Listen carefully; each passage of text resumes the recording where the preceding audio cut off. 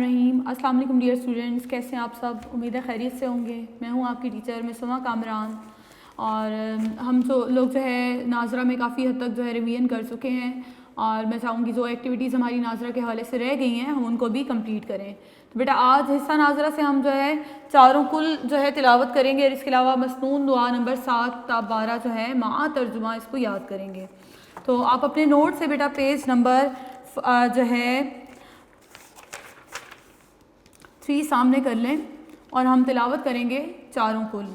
بسم اللہ الرحمن الرحیم۔ سورۃ الکافرون۔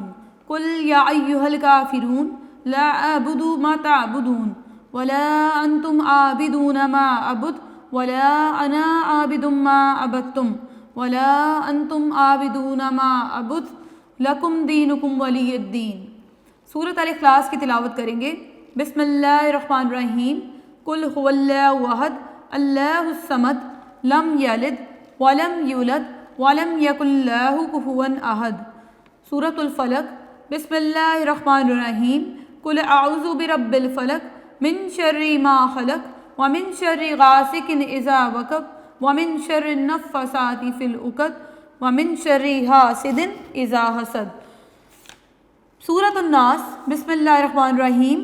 قل اعوذ برب الناس مالک الناس الہ الناس من شر الوسواس الخناس الذی یوسوس فی صدور الناس من الجنۃ والناس۔ چاروں کل بیٹا بہترین طریقے سے دہرائی میں رکھیے گا۔ آپ کی فرسٹ ٹرم اور سیکنڈ ٹرم کے پارٹ کا یہ حصہ ہیں۔ اس کے بعد ہم پڑھیں گے مسنون دعا نمبر 7 تا 12۔ مسنون دعا نمبر 7 کھانا شروع کرتے وقت کی دعا، یہاں سے ہم شروع کریں گے پیج نمبر 5 سے۔ کھانا شروع کرتے وقت کی دعا، بسم اللہ وعلی برکت اللہ، اللہ کے نام سے اور اللہ کی برکت کے ساتھ۔ کھانا کھانے کے بعد کی دعا، الحمدللہ الذی اطعمنا وسقانا وجعلنا من المسلمین۔ تمام تعریفیں اللہ کے لیے ہیں۔ اطعمنا جس نے ہمیں کھلایا، وسقانا اور ہمیں پلایا، وجعلنا من المسلمین اور ہمیں مسلمانوں میں سے بنایا۔ روزہ رکھنے کی دعا، وبصوم غد نویت من شہر رمضان، اور میں نے نیت کی رمضان کے مہینے میں کل کا روزہ رکھنے کی۔ روزہ کھولنے کی دعا، اللہم انی لک صمت وبک آمنت وعلیک توکلت وعلی رزقک افطرت۔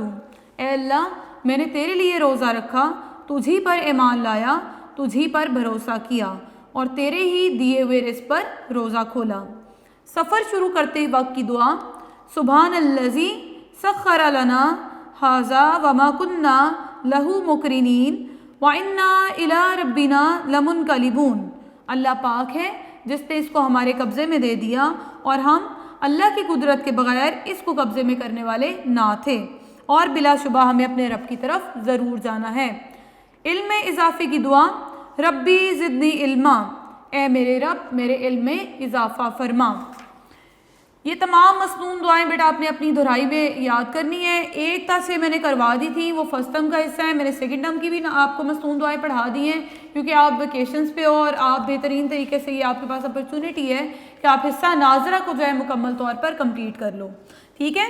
تو آج کا ٹاپک جو ہے ہمارا حقوق العباد کے حوالے سے ہے۔ ہمارا نیکسٹ لیسن ہے اخلاق و آداب میں۔ آپ اپنی بک کھول لیجیے گا، اور بک کا صفحہ نمبر بیٹا آپ کھولے گا۔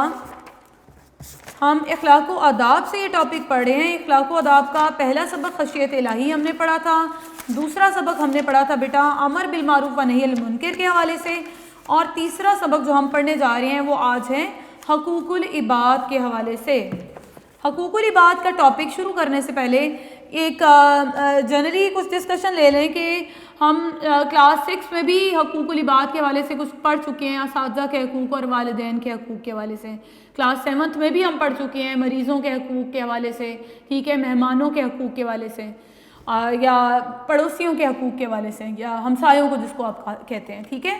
تو آج جو ہمارا 8 کلاس میں جو سبق ہم پڑھنے جا رہے ہیں، ہم اس میں یتیموں کے حقوق، بیواؤں کے حقوق، معذوروں کے حقوق اور مسافروں کے حقوق پڑھیں گے۔ حقوق کی نوعیت کیا ہوتی ہے بیٹا؟ اللہ تعالیٰ نے ہم پر حقوق و فرائض تعین کیے، حقوق کے ساتھ فرائض بھی منسوب ہوتے ہیں. ایک کا حق دوسرے کا فرض ہوتا ہے اور دوسرے کا فرض جو ہوتا ہے وہ پہلے کا حق ہوتا ہے. یعنی یہ دونوں باتیں لازم و ملزوم ہیں. یہ حقوق و فرائض, ٹھیک ہے, ایک مجموعہ لفظوں کا ہم پڑھتے ہیں اس کو. اس کے بعد جو ہے میں بتا دوں کہ والدین کے حقوق ہم نے پڑھ لیے, اور حقوق العباد کا مطلب کیا ہے اس کا مفہوم جاننا ضروری ہے. حقوق العباد, عباد کا لفظ اب سے لیا گیا جس کا مطلب ہوتا ہے بندہ. کیا مطلب ہوتا ہے؟ بندہ. تو حقوق العباد کیا ہے؟ بندوں کے حقوق. اور حقوق العباد اتنے اہم ہیں بیٹا, اس کی اہمیت کا اندازہ اس بات سے لگایا جا سکتا ہے کہ اللہ تعالیٰ نے فرمایا کہ میں اپنے حقوق تو معاف کر دوں گا جیسا کہ نماز, روزہ, زکوٰۃ یا احکامات وغیرہ, لیکن میں بندوں کے حقوق تب تک معاف نہیں کروں گا جب تک کہ وہ بندہ خود معاف نہ کر دے. حقوق العباد کی نوعیت کا, اس کی اہمیت کا اندازہ ہمیں اللہ تعالیٰ کے اس ارشاد سے ہو جانا چاہیے. اس کے علاوہ نبی پاک صلی اللہ علیہ وسلم کی ذات سے, آپ کے اسوہ سے بھی ہم سیکھ سکتے ہیں حقوق العباد کی اہمیت کو. جیسا کہ نبی پاک صلی اللہ علیہ وسلم نے اپنے وصال سے پہلے خطبہ فرمایا تھا, کلاس 7 میں آپ پڑھ کے آئے ہوئے ہو, جس میں نبی پاک صلی اللہ علیہ وسلم نے کیا فرمایا تھا کہ اگر کسی کا مجھ پر کوئی حق ہے تو مجھ سے لے لے, ٹھیک ہے, تاکہ میں اپنے رب کے پاس پاک ہو کر جاؤں. ٹھیک ہے, اگر کہ میں نے کسی کے پاس ظلم کیا ہے تو وہ مجھے معاف کر دے, اور اگر کسی کا مجھ پر کوئی حق ہے تو مجھ سے لے لے. نبی پاک صلی اللہ علیہ وسلم نہیں چاہتے تھے کہ یہ جانتے تھے اس چیز کو کہ اللہ تعالیٰ اپنے حق تو معاف کر دے گا لیکن بندوں کے حقوق معاف نہیں کرے گا. اس لیے نبی پاک صلی اللہ علیہ وسلم کے ارشاد سے ہم کیا سیکھتے ہیں کہ ہم لوگوں کے حقوق جو ہمیں دنیا میں ہی اس کی ادائیگی کر دینی چاہیے, آخرت میں اس حوالے سے سوال جواب انتہائی سختی کے حامل ہیں. ٹھیک ہے, اس بات کو ہم نے ان چیزوں سے سیکھ لیا. تو بیٹا سیکھیں گے, آج پہلے ٹاپک کی طرف بڑھیں گے. پہلا ٹاپک ہے یتیموں کے حقوق. اپنی بک سے پیج نمبر 53 جو ہے اسٹوڈنٹ سامنے کر لیجئے گا, اور پیج نمبر 53 پہ ہم یتیموں کے حقوق پڑھیں گے. یتیم کہتے کس کو ہیں, پہلے یہ سیکھنا ضروری ہے. یتیم سے کیا مراد ہے؟ حقوق العباد میں ہم کس کے حقوق پڑھنے جا رہے ہیں بیٹا؟ سب سے پہلے یتیموں کے. تو یتیم کہتے کس کو ہیں؟ آپ کی اپنی بک کے پیج نمبر 53 کی فرسٹ لائن ذرا انڈر لائن کیجیے گا کہ وہ بچے جو اپنے والد کے, اپنے باپ کے سایہ شفقت سے محروم ہو جاتے ہیں, یعنی جن کے والد وفات پا جاتے ہیں, انہیں یتیم کہا جاتا ہے. ٹھیک ہے, ان کے متعلق, یتیموں کے متعلق معاشرے کے افراد پر کچھ فرائض یا ذمہ داریاں عائد ہوتی ہیں. یعنی ان کے حوالے سے ہمارے فرائض ہیں, ہم پر فرائض مقرر کیے گئے ہیں, ہم پر یہ فرض کیا گیا ہے کہ ہم یتیموں کے حقوق ادا کریں. معاشرے کے تمام افراد کا فرض ہے. چند فرائض میں نے یہاں بورڈ پہ میپ کیے, میں چاہوں گی یہیں سے آپ سے ڈسکس کروں کہ ایک معاشرے میں رہتے ہوئے ایک اگر یتیم کوئی ہے بچہ یا بچی, تو اس کے ساتھ ہمارا کیسا سلوک ہونا چاہیے, اس کے ساتھ کس طرح کے فرائض ہمیں ادا کرنی چاہیے. پہلی سب سے بات کہ نرمی اور محبت سے پیش آیا جائے. نمبر 2, یتیموں کی ضروریات کا خیال رکھا جائے. نمبر 3, مال اور اسباب کی حفاظت کی جائے. وہ والدین جو زندگی میں جو جائیداد چھوڑ کر اس یتیم بچے کے لیے گئے, اس کی تمام جائیداد کی حفاظت جو بھی اس کے سرپرست ہیں اس کی ذمہ داری ہے, اور یہ اس کا فرض ہے کہ اس کی حفاظت فرمائے. ان کی تعلیم و تربیت کا انتظام کریں, یعنی ان کو تعلیم دلوانا بھی سرپرست کی ہی ذمہ داری ہے. پھر جب وہ عاقل اور بالغ ہو جائیں, یعنی عقل مند ہو جائیں اور بڑے ہو جائیں, تو ان کے مال ان کے حوالے کر دیے جائیں. حوالگی کا مطلب ہوتا ہے کہ حوالے کر دیے جائیں. ان کی شادی بیاہ کا اہتمام یا بندوبست کیا جائے, یہ بھی سرپرست کی ذمہ داری ہے. اور سب سے خصوصی فرض جو یہاں پر بیان کیا جا رہا ہے, یہ کیا جا رہا ہے کہ یتیموں کے ان حقوق کی ادائیگی کے وقت اس بات کا خصوصی خیال رکھیں کہ انہیں والد کی کمی کا احساس نہ ہونے دیں. یہ ساری ضروریات پوری کرتے ہوئے انہیں احساس تک نہ ہونے دیں کہ آپ ان کی ضروریات پوری کر رہے ہیں, اور ان کی اسی طرح ان کو آرام, سہولیات, تحفظ اور توجہ فراہم کریں جب ان کے والدین, ان کے والد حیات یعنی زندہ تھے, اور زندہ ہونے کی صورت میں جس طرح وہ اسے ادا کرتے ہیں.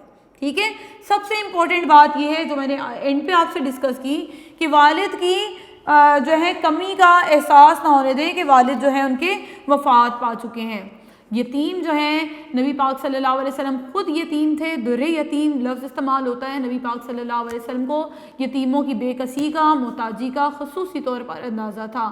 نبی پاک صلی اللہ علیہ وسلم نے اللہ تعالیٰ کے ارشادات پر بھی عمل کیا, صحابہ کو بھی ترغیب دی اور اپنے اسوہ سے بھی عظیم مثالیں جو ہیں قائم کی. ان ساری باتوں کو ہم جو ہے 3 حوالے سے پڑھیں گے یتیموں کے حقوق کو. نمبر 1 قرآنی احکام، یعنی یتیموں کے بارے میں اسلامی تعلیمات جب ہم پڑھیں گے تو اللہ تعالیٰ کے ارشادات پڑھیں گے. اس کے بعد نیکسٹ ٹاپک جو یتیموں کے حوالے سے پڑھیں گے رسول اللہ صلی اللہ علیہ وسلم کی تعلیمات.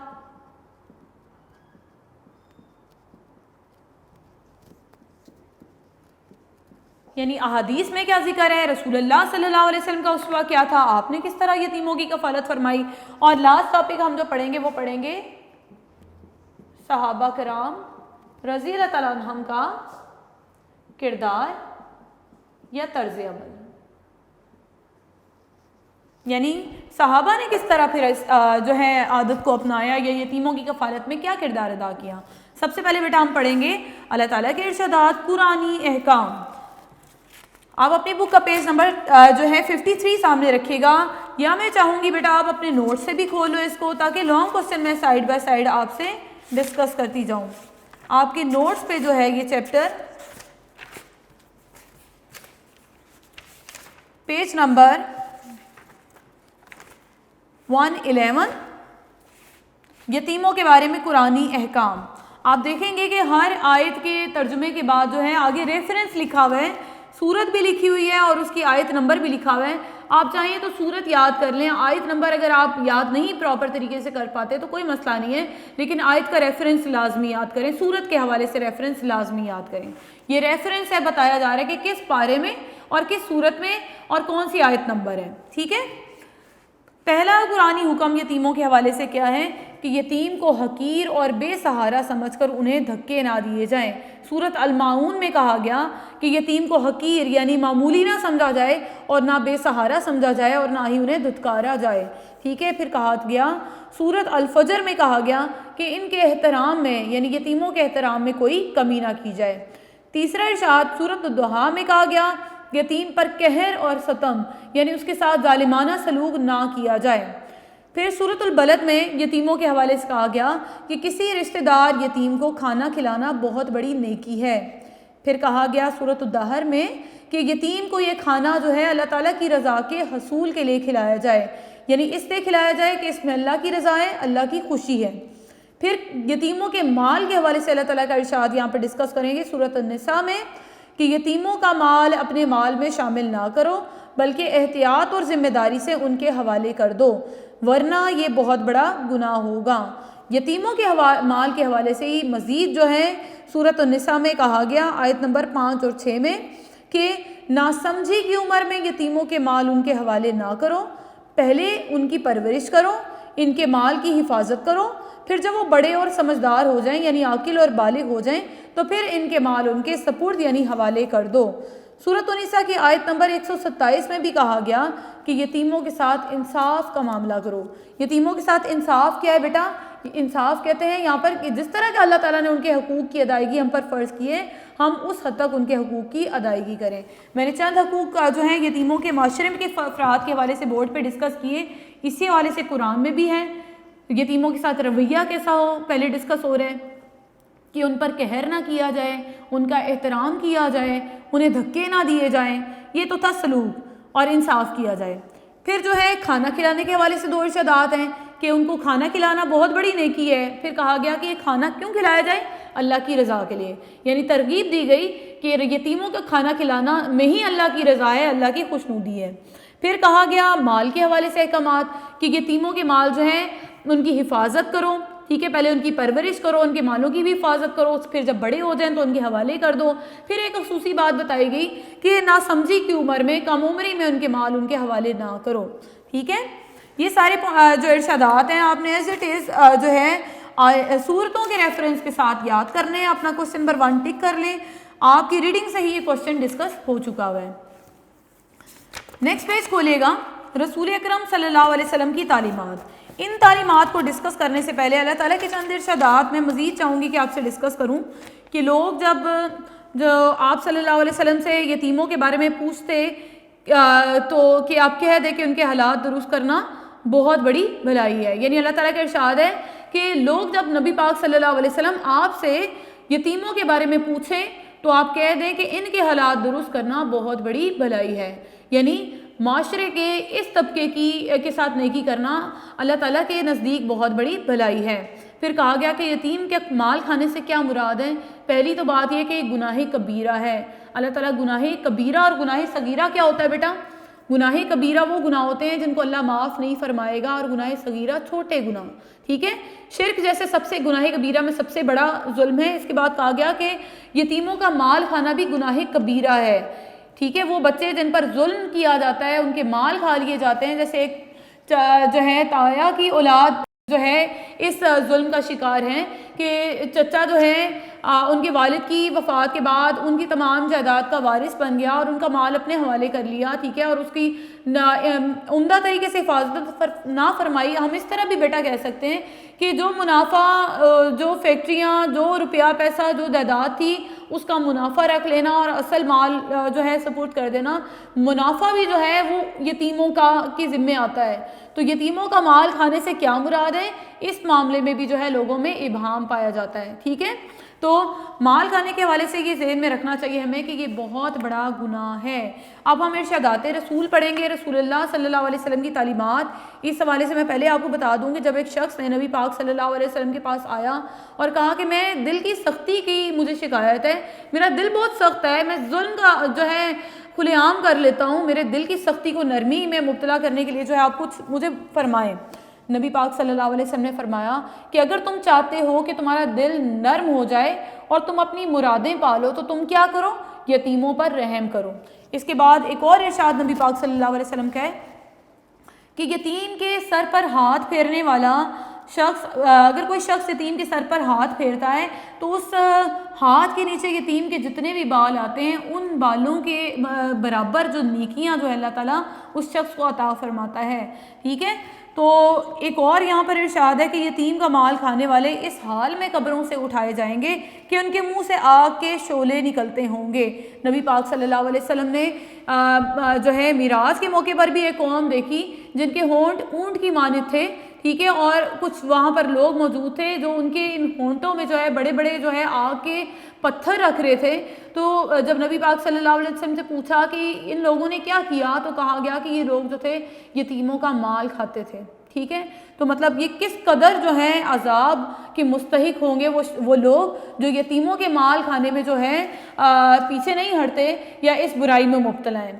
تو نبی پاک صلی اللہ علیہ وسلم کی جو ہے اسوہ سے چند میں نے آپ کے احادیث سے چند باتیں بیان فرمائی۔ اب آپ کے ٹیکسٹ بک سے میں آپ کو بتاؤں گی کہ نبی پاک صلی اللہ علیہ وسلم کی تعلیمات کیا ہیں یتیموں کی کفالت کے حوالے سے۔ پہلی بات نبی پاک نے فرمائی کہ میں اور کسی یتیم کی کفالت کرنے والا جنت میں دو ساتھ ساتھ والی انگلیوں کی طرح قریب ہوں گا۔ یعنی کتنی خوبصورت بات فرما دی، کہا کہ یتیم کی کفالت کرو گے تو بہت بڑی نیکی، اور ساتھ ہی یہ بشارت بھی دے دی کہ یا تو ایک تو جنت بھی مل جائے گی اور جنت میں نبی پاک صلی اللہ علیہ وسلم کا قرب یعنی ساتھ بھی نصیب ہوگا۔ یعنی دوہرے فائدے بیان کر دیے یتیم کی کفالت کے۔ مومنوں نے جب صحابہ کرام نے اس بات سے کیا سیکھا کہ اگر ہم یتیم کی جو ہے پرورش کریں گے، اس کے حقوق ادا کریں گے، اس کے ساتھ نیکی کریں گے تو ہمیں جنت بھی مل جائے گی اور جنت میں نبی پاک صلی اللہ علیہ وسلم کا ساتھ بھی ملے گا۔ پھر نبی پاک صلی اللہ علیہ وسلم نے ایک بہت خوبصورت یہاں پر حدیث بیان فرمائی کہ مسلمانوں کا سب سے اچھا گھر وہ ہے جس میں کسی یتیم کے ساتھ بھلائی کی جا رہی ہو، اور سب سے برا گھر وہ ہے جس میں کسی یتیم کے ساتھ بدسلوکی یعنی برا سلوک کیا جاتا ہو۔ پھر یہ مزید ارشاد فرمایا، چونکہ ہم نے یتیم کو کھانا کھلانے کے حوالے سے ارشادات پڑھے تھے قرآن سے، تو نبی پاک صلی اللہ علیہ وسلم نے اسی حوالے سے کہا کہ جو کسی یتیم بچے کو اپنے گھر بلائے اور اسے کھلائے پلائے تو اللہ تعالیٰ اسے جنت کی نعمت عطا فرمائے گا، ٹھیک ہے؟ یہ بہت ہی مطلب ہمارے نزدیک یہ وہ چھوٹے چھوٹے عمل ہیں جن کی انعامات، جن کا اجر بہت بڑا ہے۔ کھانا کھلانا کوئی بہت بڑا کام نہیں ہے، ہمارے گھروں میں کھانے کی پینے کی ہزاروں اشیاء موجود ہوتی ہیں، صرف ہمیں ترغیب دی جا رہی ہے کہ معاشرے کے ان مستحق لوگوں کی ہم نے کس طرح دیکھ بھال کرنی ہے۔ آپ ہی اسی معاشرے سے تعلق رکھتے ہو، آپ جانتے ہو کہ یتیموں کے ساتھ کس قدر جو ہے برا سلوک اپنایا جاتا ہے۔ تو ہمارا دین ہمیں کیا ترغیب دے رہا ہے؟ قرآن سے آپ نے ارشادات پڑھے ہیں، آپ نے نبی پاک صلی اللہ علیہ وسلم کے ارشادات پڑھے ہیں، تو ہمیں بحیثیت ایک فرد کے عملی کردار ادا کر رہے ہیں کہ ہم یتیموں کے ساتھ جو ہے حسن سلوک سے پیش آئیں، کیونکہ ہماری اس چھوٹی سی نیکی کے عوض اللہ تعالیٰ ہمیں بہت بڑے بڑے اجر دینے والا ہے۔ اس کے بعد ہم صحابہ کرام کا طرز عمل آپ اچھی طرح سے بیٹا جانتے ہو کہ نبی پاک صلی اللہ علیہ وسلم اگر کوئی بات ارشاد فرما دیتے تھے تو صحابہ کرام بڑھ کر پیش ہو کر جو ہے اس کام کو کرنے کی جو ہے کوشش کرتے تھے، اور ہر کوئی چاہتا تھا کہ میرے ذمے یہ کام دے دیا جائے جو نبی پاک صلی اللہ علیہ وسلم فرما رہے ہیں۔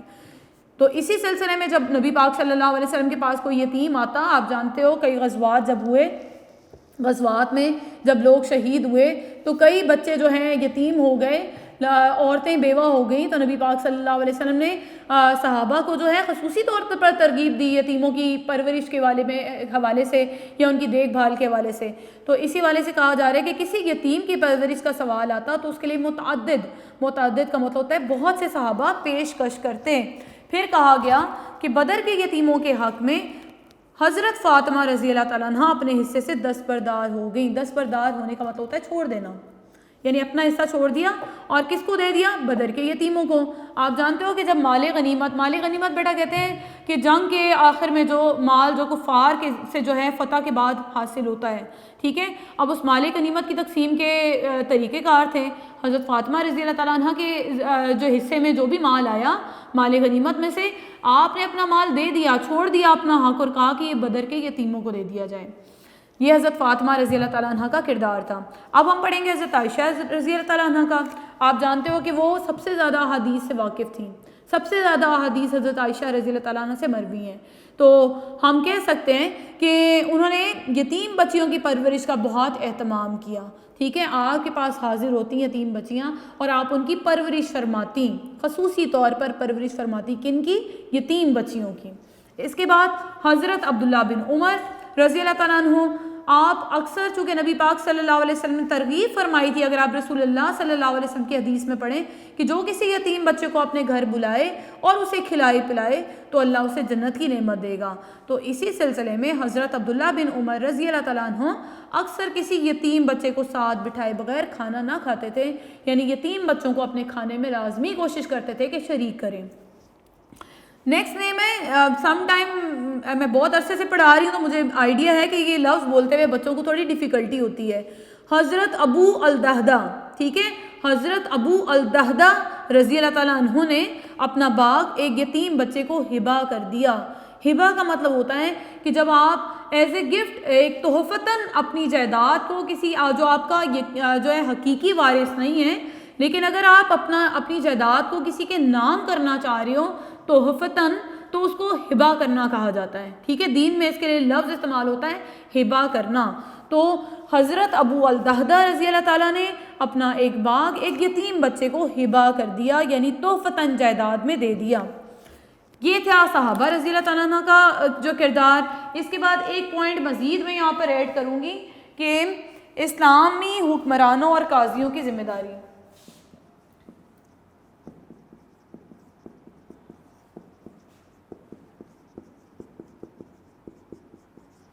یعنی ہم اللہ تعالیٰ کے ارشادات بھی پڑھے ہیں، ہم رسول اللہ صلی اللہ علیہ وسلم کے ارشادات بھی ہم نے سیکھے، ہم نے یہ بھی دیکھ لیا کہ صحابہ کرام رضی اللہ تعالیٰ عنہ کا کیا کردار تھا۔ امر بالمعروف و نہی عن المنکر میں ہم نے پڑھا تھا کہ اسلامی حکومت پر بھی ذمہ داری عائد ہے کہ وہ بھی اسلامی تعلیمات کو رائج کرنے کے لیے انتظامات کرے۔ تو یہاں پر معاشرے کے وہ افراد جو یا وہ بچے جو یتیم ہو جاتے ہیں ان کی کفالت، یہاں پر اس پوائنٹ سے آپ سیکھو گے کہ اسلام نے ان یتیموں کی کفالت، ان کے اموال کی، ان کے مفادات یعنی فائدوں کی، ان کے معاملات کی دیکھ بھال کی، اور ان کے شادی بیاہ کے بندوبست کی ذمہ داری کس پر عائد کی ہے؟ مسلمان حکمرانوں اور قاضیوں پر، ٹھیک ہے۔ قاضی کون ہوتے ہیں؟ جج صاحبان کو کہا جاتا ہے۔ یہاں تک یہ ٹاپک میرا کمپلیٹ ہوا ہے۔ اس کے بعد ایک اور ٹاپک میں نے کہا تھا کہ آج میں 2 ٹاپک ڈسکس کروں گی۔ یتیموں کے حقوق بیٹا ہم نے ڈسکس کر لیے ہیں، اب ہم ڈسکس کریں گے بیواؤں کے حقوق۔ اور آپ اپنے نوٹس پہ دیکھیے گا بیٹا کہ آپ نے ٹک کر لینا ہے کوسچن نمبر 1 یتیموں کے بارے میں قرآنی احکام ہم ڈسکس کر چکے ہیں۔ پھر ہم نے کوسچن نمبر 2 ڈسکس کرنا ہے کہ رسول اللہ صلی اللہ علیہ وسلم کی یتیموں کے بارے میں کیا تعلیمات ہیں۔ میں نے یہ آپ سے ڈسکس کر لیا، رسول اللہ صلی اللہ علیہ وسلم کے دین و ارشادات اس میں آتے ہیں، احادیث آتی ہیں۔ اس کے بعد یتیموں کے بارے میں کوسچن نمبر 3 میں ڈسکس کر رہی ہوں، صحابہ کرام رضی اللہ تعالیٰ عنہ کے طرز عمل کی مثالیں۔ 3 کوسچن ڈسکس کر لیے، 3 ٹاپک ڈسکس کیے، تینوں کوسچن ڈسکس ہو گیا اور بہت آسان ٹاپک ہے آج کا۔ نیکسٹ ٹاپک ہے ہمارا بیواؤں کے حقوق۔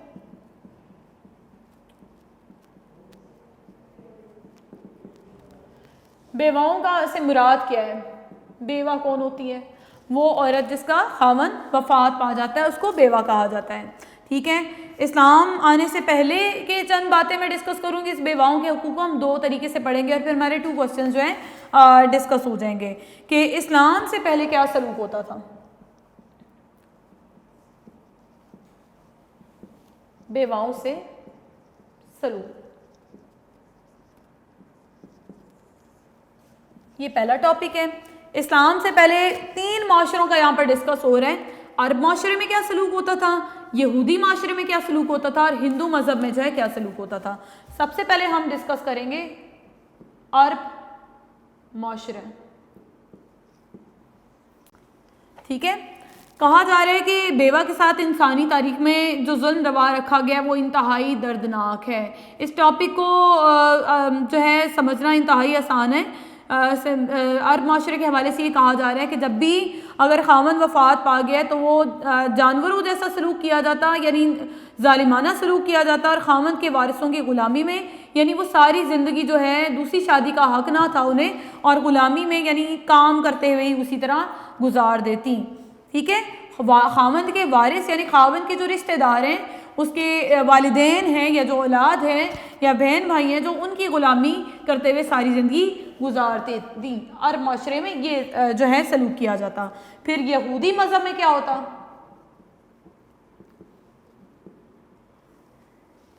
یہودیوں میں کہا جا رہا ہے کہ یہ مرحوم شوہر کے بھائی کی ملکیت قرار پاتی تھی۔ یہودی مذہب میں کیا ہوتا تھا، اگر کوئی عورت بیوہ ہو جاتی تھی تو خاوند کے بھائی کے ساتھ جو ہے اس کی شادی کر دی جاتی تھی۔ اکثر بچے پڑھاتے ہیں مجھ سے یہ ڈسکس کرتے ہیں کہ ٹیچر اگر بھائی نہیں ہوگا تو پھر کیا ہوگا، تو بیٹا یہ ذہن میں رکھے گا کہ یہ ایک اسلامک جو یہاں پر ایک نالج آپ سے شیئر کیا جا رہا ہے، عموماً رواج ڈسکس کیا جا رہا ہے کہ ان میں رواج یہ تھا، نہ ہونا جو ہے ہم یہاں پر نہیں ڈسکس کریں گے ہے ہوتا ہے یا نہیں ہوتا، ہم صرف یہ ڈسکس کریں گے کہ عمومی طور پر کہا جا رہا ہے کہ بیوہ سے جو ہے کیا سلوک ہوتا تھا یہودی مذہب میں، کہ خاوند اگر وفات پا گئے تو وہ عورت جو ہے بھائی کی ملکیت یعنی بھائی کے نکاح میں دے دی جاتی تھی، بھائی کے ساتھ اس کی شادی کر دی جاتی تھی۔ اور ہندو مذہب سے تو آپ واقف ہو، سب میں کیا سلوک کیا جا رہا ہے، کہا جا رہا ہے کہ تیسرا معاشرہ ہم کیا پڑھ رہے ہیں،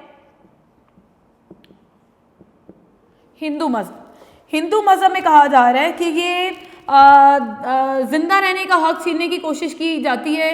وہاں ایک دستور ہے جس کو ستی کرنا کہا جاتا ہے، آپ نے یہ پہلے لفظ سنا ہوگا۔ ستی میں کرنا کیا ہوتا ہے، ایک ان کا رواج ہے ہندو مذہب میں کہ عورت کو شوہر کی چتا یعنی لاش کے ساتھ جلا دیا جاتا تھا۔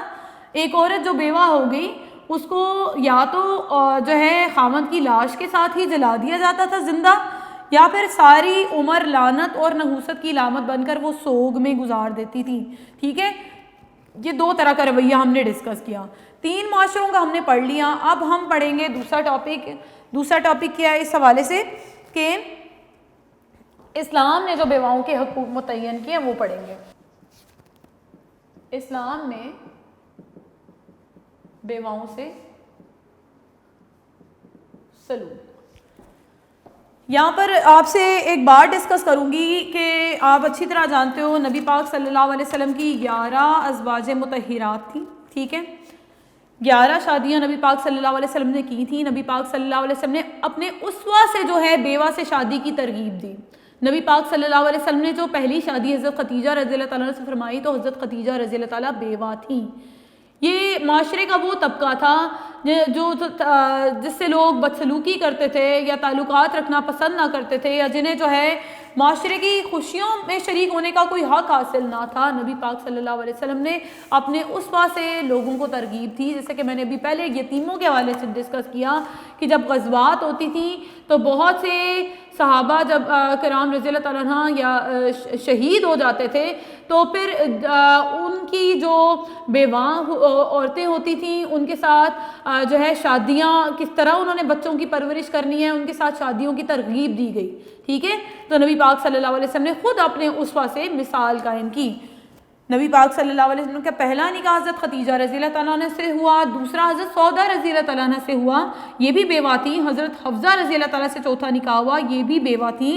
حضرت زینب بنت خزیمہ رضی اللہ تعالیٰ عنہ سے ہوا، یہ بھی بیوہ تھیں۔ حضرت ام سلمہ رضی اللہ تعالیٰ عنہ سے ہوا اور حضرت ام حبیبہ رضی اللہ تعالیٰ عنہ سے ہوا، یعنی آپ کی 11 ازواج میں سے 6 ازواج بیوہ تھیں۔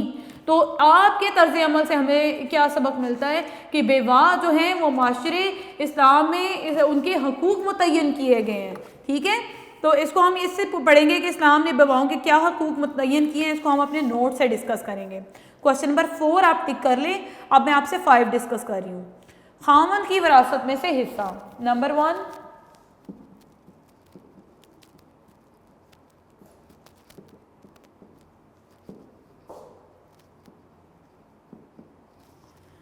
بیواؤں کو یہ حق حاصل تھا کہ اسلام میں اگر کوئی عورت بیوہ ہو جاتی تھی تو اسلام نے پہلی دفعہ جو ہے عورت کا جائیداد میں سے ایک حصہ مقرر کیا۔ وراثت کہتے ہیں جائیداد یا مال و دولت جو خاوند کی ہے۔ اگر کوئی شخص وفات پا جاتا تھا پہلے تو اس کی تمام جائیداد جو ہے اس کے ورثہ کے پاس چلی جاتی تھی اور عورت کا کوئی حصہ نہیں ہوتا تھا۔ اسلام نے پہلی دفعہ بیوہ کا حصہ مقرر کر دیا اور آپ نے یہ بھی فرمایا کہ حق مہر ادا نہ ہوا جو نکاح کے عوض جو ہے رقم مقرر ہوتی تھی تو خاوند کے مال میں سے اس کی علیحدہ سے ادائیگی لازمی قرار دی گئی۔ پوائنٹ نمبر 2 ہے مدت عدت۔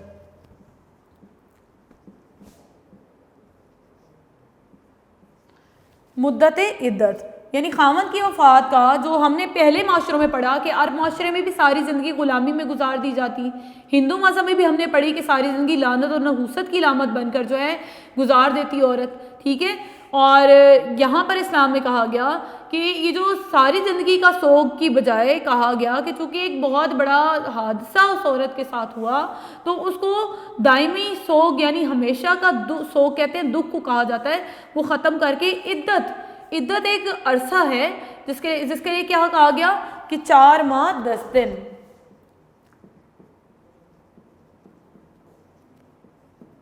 مدت عدت یعنی عرصہ، عدت کا عرصہ مقرر کر دیا گیا کہ وہ سوگ کا کچھ عرصہ مقرر کر دیا گیا کہ اتنا عرصہ وہ حالت سوگ میں رہ سکتی ہے، اور یہ عرصہ کتنا ہے بیٹا 4 ماہ 10 دن کا، ٹھیک ہے۔ اسلام نے عورت کو یہ حق دیا مدت عدت کا۔ تیسرا پوائنٹ ہے دوسری شادی کی اجازت۔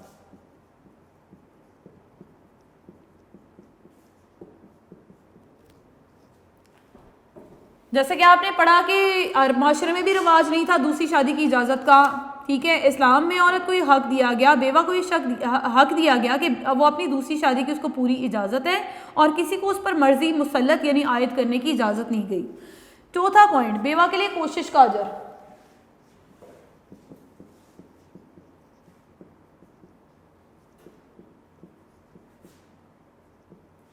بیوہ کے لیے کوشش کا اجر یعنی وہ شخص جو بیوہ کے لیے کوشش کرے گا، یا کوشش کسی بھی حوالے سے ہو سکتی ہے کہ ہم ان کے گھر کے اخراجات اٹھا سکتے ہیں، مسکین یعنی یتیم کے لیے کہا گیا، یہاں پر کیا ترغیب دی جا رہی ہے کہ وہ شخص جو بیوہ اور مسکین کے لیے دوڑ دھوپ کرے گا یا کوشش کرے گا اس کو کس طرح کا اجر دیا جا رہا ہے، مجاہد فی سبیل اللہ یعنی وہ اللہ کی راہ میں جہاد کر رہے ہیں، دن بھر روزہ رکھنے یعنی اس طرح کا ثواب مل رہا ہے کہ جیسے وہ دن بھر روزے کی حالت میں اور رات بھر عبادت کرنا، رات کی عبادت تہجد کہلاتی ہے جو اللہ کے ہاں انتہائی پسندیدہ ہے، تو کتنا بڑا عبادت کا اس کو اجر دیا جا رہا ہے کہ وہ مجاہد فی سبیل اللہ کہلا رہا ہے، وہ دن بھر روزہ رکھنے کی حالت میں ہے اور رات بھر وہ عبادت کرنے والے کے برابر اس کو کہا جا رہا ہے۔ یعنی اگر ہم بیوہ اور یتیم کے لیے یا مسکین کے لیے دوڑ دھوپ یا کوشش کر رہے ہیں تو اللہ نے اس کا کیا اجر بیان کیا۔ یہ 4 پوائنٹ جو ہے اسلام میں بیواؤں کے حقوق کے بارے میں ہدایات ہیں، ٹھیک ہے۔ کوسچن نمبر 5 آپ ٹک کر لیں۔ آج کے ٹاسک میں لانگ کوسچنز میں فرسٹ 5 کو نوٹ کر لیجئے گا۔ لانگ کوسچن نمبر 1 to 5، اس کے بعد میں آپ سے رینڈملی ڈسکس کر لیتی ہوں کہ آج کے ٹاپک سے ریلیونٹ شارٹ کوسچنز کون سے تھے۔ ٹیک شارٹ کوسچن نمبر 1، کون سے نبی جو ہیں یتیم پیدا ہوئے؟ حضرت محمد صلی اللہ علیہ وسلم یتیم پیدا ہوئے تھے۔ اس کے بعد یتیم کی کفالت کرنے کے بارے میں نبی پاک نے کیا ارشاد فرمایا؟ ٹھیک شارٹ کوسچن نمبر 2 ارشاد آپ نے پڑھا۔ کوسچن نمبر 3، کس صحابی رضی اللہ تعالیٰ نے اپنا باغ ایک یتیم بچے کو ہبہ کیا تھا؟ حضرت ابو الدہدہ رضی اللہ تعالیٰ نے۔ نمبر 4، اسلام میں خاوند کی وفات کے بعد بیوہ کے لیے عدت کا عرصہ अंडरलाइन कर लें की वर्ड आंसर 4 माह 10 दिन। यतीमों के माल के बारे में हुक्म इलाही हमने लॉन्ग क्वेश्चन में यतीमों के माल के हवाले से पढ़ा था, वहीं से अगर आप शॉर्ट याद कर लोगे तो लॉन्ग में भी आपको हेल्प मिलेगी। क्वेश्चन नंबर 6 टिक करेंगे। टोटल हमारे 19 शॉर्ट क्वेश्चन हैं, हम 10 शॉर्ट क्वेश्चन जो है आज के लेक्चर में कवर करेंगे। मुसलमानों के घरों में सबसे अच्छा घर और सबसे बुरा घर कौन सा है, हदीस रसूल बयान करनी है इस हवाले से। क्वेश्चन नंबर 7, इस्लाम में यतीमों के अमवाल, मुफादात और मामलात की देखभाल करना किन लोगों की जिम्मेदारी है। आपको रीडिंग के दौरान मैंने बताया था कि इस्लामी हुक्मरानों और काजियों की जिम्मेदारी है। क्वेश्चन नंबर 8 टिक कीजिएगा, सती की रस्म से क्या मुराद है। ये रस्म हिंदू मज़हब में पाई जाती है और इस रस्म में क्या किया जाता है, मैंने आपको बताया था कि बेवा को जो है शोहर की लाश के साथ ही जिंदा जला दिया जाता है। क्वेश्चन नंबर 9 टिक कीजिएगा, सहाबा कराम रज़ी अल्लाह ताला की यतीमों से तर्ज अमल के बारे में 3 मिसालें, हमने कोई 6 मिसालें लॉन्ग क्वेश्चन में पढ़ी थी, आप कोई सी भी 3 मिसालें इसमें लिख सकते हो। नाउ क्वेश्चन नंबर 11, 10 वाला स्किप कीजिएगा क्योंकि वो हमारे आज के टॉपिक से रेलिवेंट नहीं है। कुरान पाक में यतीम के मुतल्लिक क्या हुक्म है, हमने 6 से 7 इरशादात पढ़े, आप कोई से भी 2 लिख सकते हो, ठीक है। नाउ टिक क्वेश्चन नंबर 12, हज़रत फातिमा रज़ी अल्लाह ताला ग़ज़वा बदर में किन लोग के हक़ में अपने हिस्से से दस्तबरदार हो गई थी। आप बदर के यतीमों के हक़ में दस्तबरदार हो गई थी। 13 और 14 वाला भी टिक कर लें क्योंकि वो आज के टॉपिक से ही रेलिवेंट है। अरब में क़ब्ल अज़ इस्लाम बेवाओं से कैसा सलूक किया जाता था, मैंने आपको बताया कि वो खावंद के वारिसों की ग़ुलामी में चली जाती थी। और यहूदी और हिंदू मज़हब में आप ये लॉन्ग क्वेश्चन प्रिपेयर करोगे, तीनों टॉपिक डिस्कस करोगे तो वो आपके शॉर्ट क्वेश्चंस में भी कवर हो जाएगा, ठीक है। इसके बाद आप आ जाएं नेक्स्ट पेज पे। क्वेश्चन नंबर 17 और 19। 17 है जी, बेवा और मस्कीन के लिए दौड़ धूप करने वाले का क्या अजर है। हमने यहाँ पर डिस्कस किया कि वो मुजाहिद फी सबीलिल्लाह और दिन भर जो है इबादत करने और दिन भर जो है रोज़ा रखने और रात भर इबादत करने वाले के बराबर उसको अजर है। और बेवाओं के कोई से 3 हुकूक, हमने यहाँ पर 4 पॉइंट्स पढ़े। वरासत में से हिस्सा मिलता है, उसकी मुद्दत इद्दत मुकर्रर की गई इस्लाम में, और दूसरी शादी की उसको इजाज़त दी गई। आप ये 3 पॉइंट इसमें क्वेश्चन में लिख सकते हो, ठीक है बेटा। आज का टॉपिक मेरा कंप्लीट होता है, अपना ध्यान रखिएगा, अल्लाह हाफिज़।